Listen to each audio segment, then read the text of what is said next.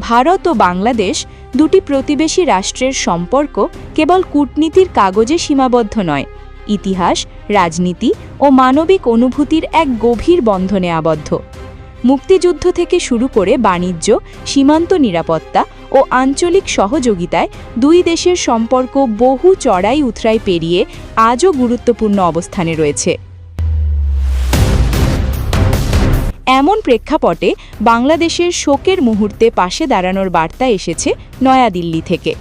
বাংলাদেশের সাবেক প্রধানমন্ত্রী ও বিএনপি চেয়ারপারসন বেগম খালেদা জিয়ার মৃত্যুতে গভীর শোক প্রকাশ করেছেন ভারতের প্রধানমন্ত্রী নরেন্দ্র মোদি। সামাজিক যোগাযোগ মাধ্যমে দেওয়া এক বার্তায় মোদি বলেছেন, বেগম জিয়ার মৃত্যুতে তিনি অত্যন্ত মর্মাহত। তিনি খালেদা জিয়ার পরিবারের সদস্যদের পাশাপাশি বাংলাদেশের জনগণের প্রতিও আন্তরিক সমবেদনা জানিয়েছেন। মোদি তার শোকবার্তায় উল্লেখ করেছেন, বেগম খালেদা জিয়া বাংলাদেশের রাজনৈতিক ইতিহাসে একজন আপোষহীন নেত্রী ছিলেন।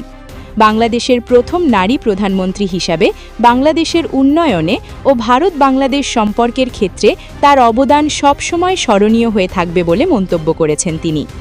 একই সঙ্গে তিনি মহান সৃষ্টিকর্তার কাছে প্রার্থনা করেছেন যেন শোক সন্তপ্ত পরিবার এ অপূরণীয় ক্ষতি সহ্য করার শক্তি পায়। 2015 সালে ঢাকায় খালেদা জিয়ার সঙ্গে তার উষ্ণ সাক্ষাতের কথা স্মরণ করেছেন ভারতীয় প্রধানমন্ত্রী। তিনি আশা করেছেন খালেদা জিয়ার দৃষ্টিভঙ্গি এবং উত্তরাধিকার তাদের অংশীদারিত্বকে পরিচালিত করবে এবং তিনি তার আত্মার শান্তি কামনা করেছেন। দীর্ঘদিন অসুস্থ থাকার পর 30 ডিসেম্বর সকালে ঢাকার বেসরকারি এভারকেয়ার হাসপাতালে শেষ নিঃশ্বাস ত্যাগ করেছেন বেগম খালেদা জিয়া। তার মৃত্যুতে দেশে বিদেশে রাজনৈতিক অঙ্গনে নেমে এসেছে শোকের ছায়া। এই শোকবার্তা কেবল আনুষ্ঠানিকতা নয়, বরং ভারত-বাংলাদেশ সম্পর্কের মানবিক দিকের একটি স্পষ্ট প্রতিফলন।